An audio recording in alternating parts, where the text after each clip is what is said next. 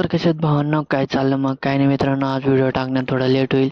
या गाडीवरती एक वाक्य भारी लिहिलं होतं, पण ते काय आता माझ्या लक्षात नाही राहिलेलं. झूम करून बघा, तुम्हाला दिसल. त्यानंतर आलो होतो आपण इकडं सर्व्हिसिंगला.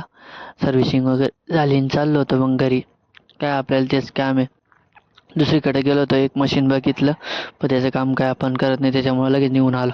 गोडाऊनला आलो, लाडे साहेबांचं मशीन उचललं आणि निघालो तिथून. हे बघा, हे बांबूज हॉटेल आहे, सगळ्यात फेमस हॉटेल आहे जत्रा हॉटेलवरचं, बरं का, लक्षात ठेवा.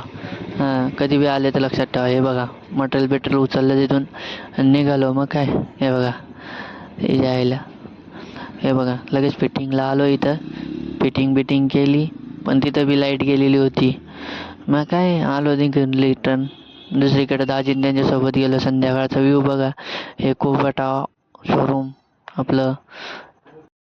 आलो आपलं